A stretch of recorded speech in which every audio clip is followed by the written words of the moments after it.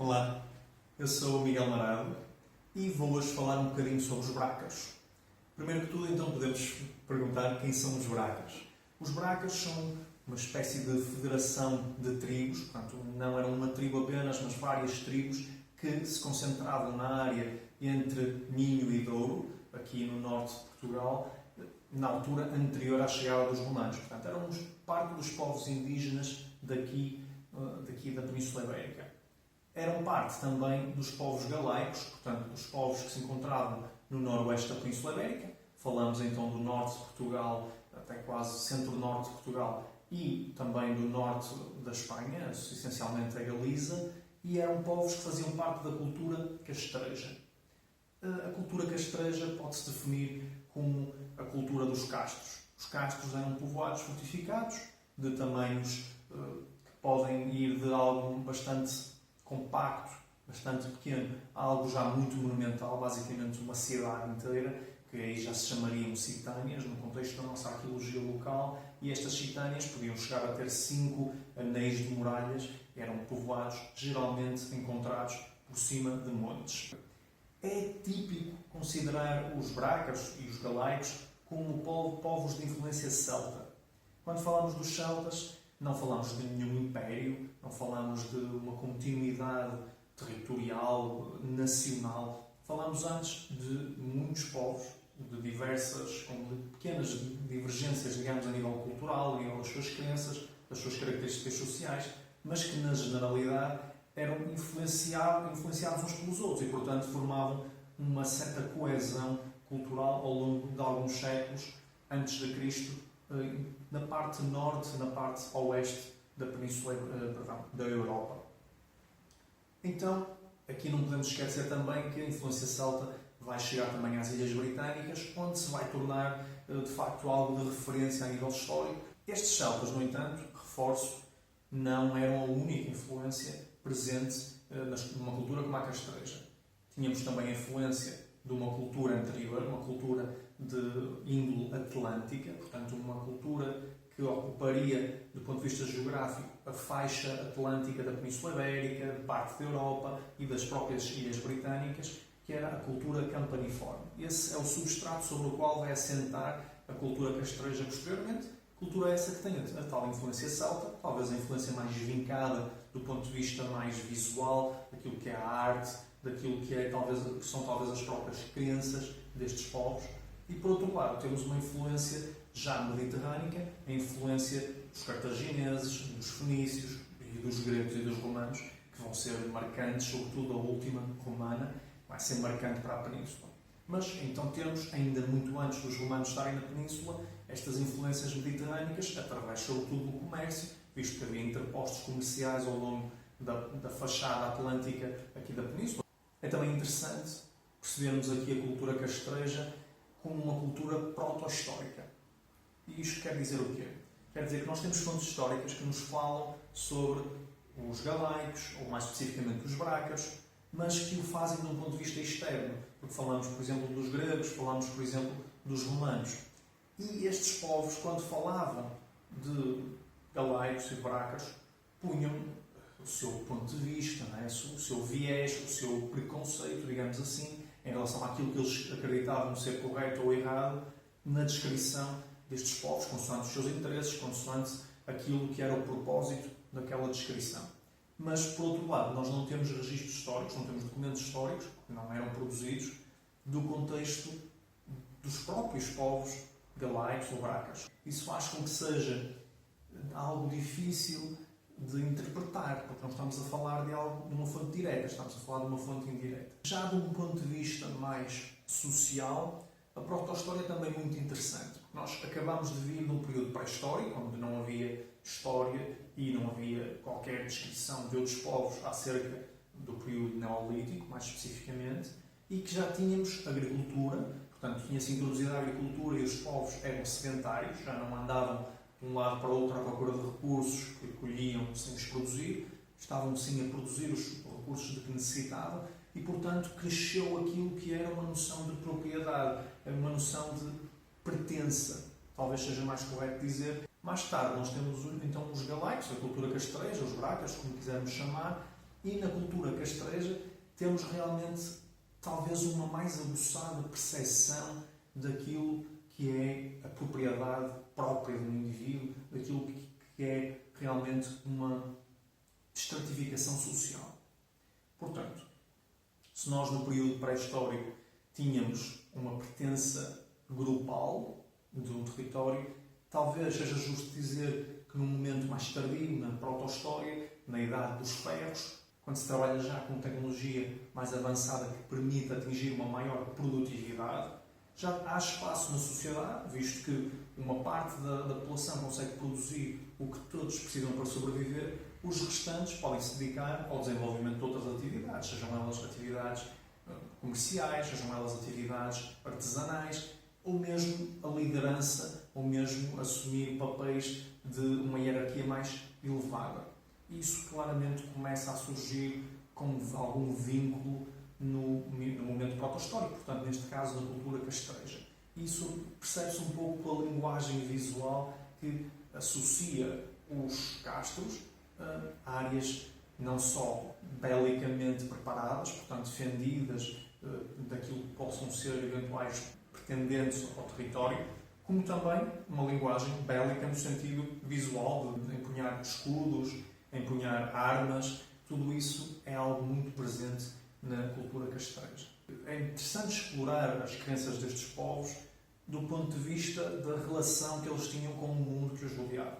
Estamos a falar de povos essencialmente de atividade agropastoril e que dependiam do ciclo da natureza para a sobrevivência, a subsistência. E, portanto, é muito natural que atribuíssem algumas funções essenciais do mundo natural quase uma origem mágica, uma origem divina. Não podemos fugir à leitura daquilo que era a religiosidade dos brácaros, dos galaicos e dos lusitanos também, sem abordar a questão da própria romanização desta área da Península Ibérica. Isto porque quando os romanos chegam aqui, eles têm uma grande abertura do ponto de vista religioso à incorporação das crenças locais. É uma estratégia também de diplomacia e faz parte da leitura do mundo que é realmente bastante semelhante entre estas crenças de origem romana e as crenças de origem galaica, por exemplo, mas que permite algo que as práticas galaicas antes não permitiam. Permitem precisamente a existência de inscrições, portanto a existência de recursos históricos em que, pela sua própria palavra, nós podemos tentar interpretar aquilo que eram os deuses, aquilo que eram as crenças destes povos.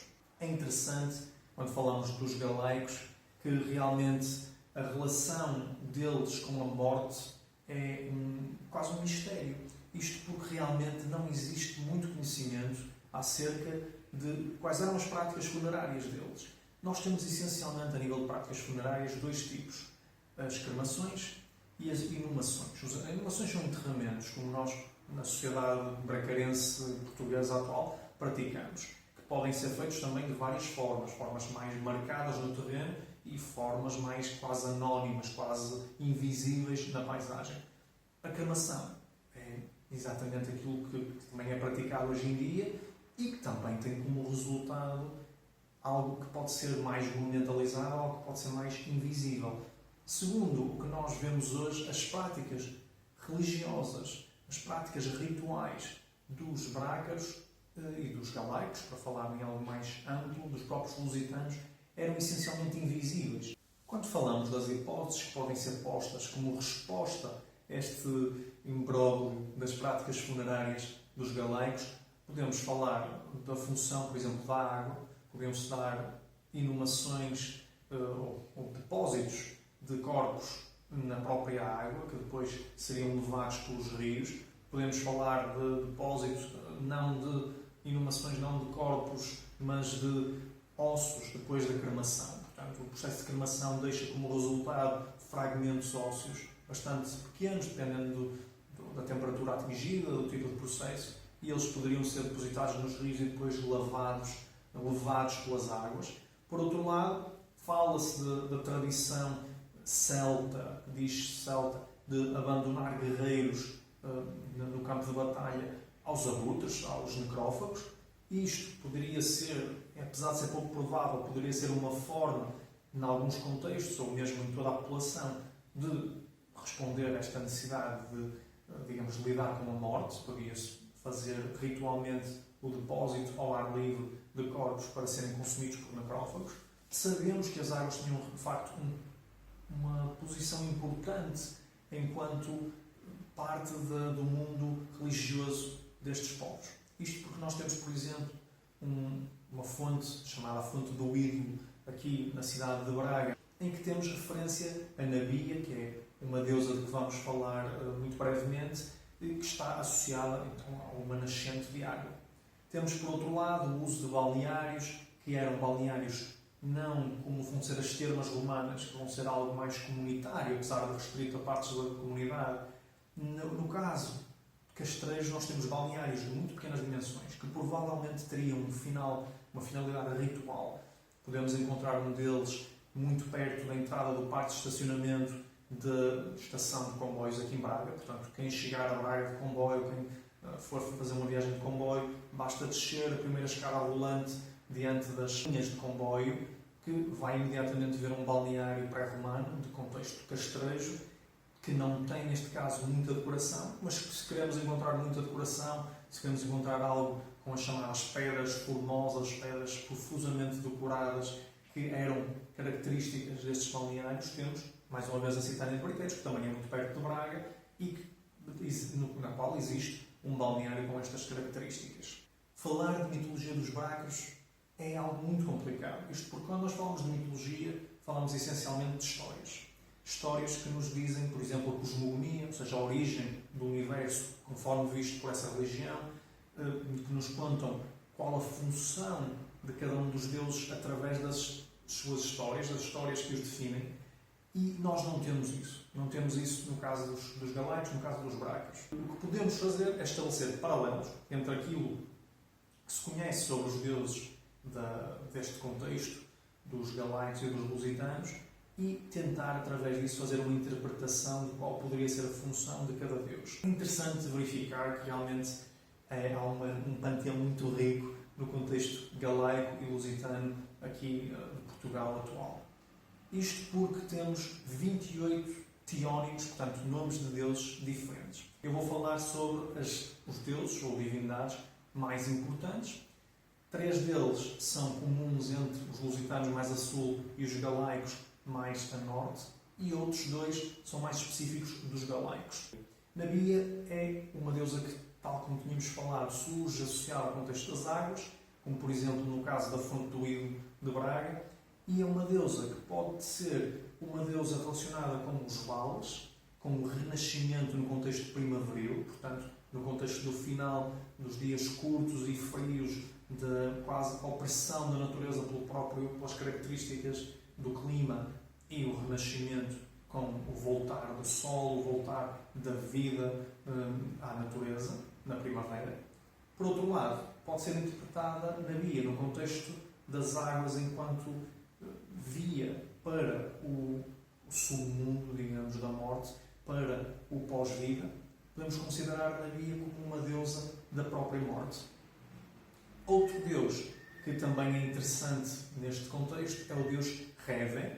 Reve é um deus que pode ser lido, pode ser interpretado também como um deus das águas, e aí seria algo como um deus relacionado com o lado vital das águas. Também surge associado a contextos aquáticos, seria uma espécie de Neptuno mais original, Neptuno que era responsável pelas águas não apenas do mar, mas pelas águas dos rios, dos lagos, de todos os cursos de água, todos os corpos de água. Outro deus interessante, comum aos galaicos e aos lusitanos, é Bandua. Bandua poderia ser um deus celestial, à imagem de um Júpiter, uma espécie de deus Sol. Por outro lado, também pode ser lido como um deus de proteção, um deus de toda a comunidade destes povos.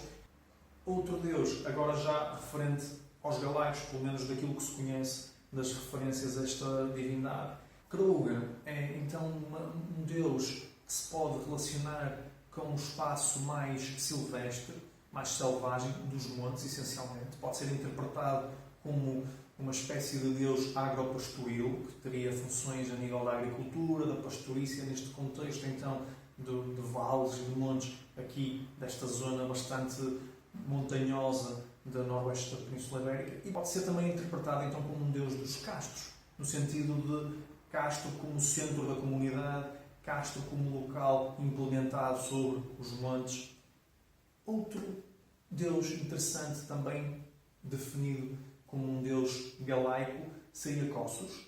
Kossos era um deus das relações intercomunitárias, portanto um deus que, de acordo com a interpretação que se faz, estaria relacionado com as relações positivas ou negativas, a intermediação entre estas comunidades, dos vários castros, das várias tribos que ocupavam esta área, que se definiam como bracas. Neste contexto politeísta, crença em vários deuses, os deuses têm cada um a sua função, cada um deles está associado a características relacionadas com as necessidades que as pessoas, as comunidades têm em relação à natureza, em relação ao mundo, e que não sabem explicar.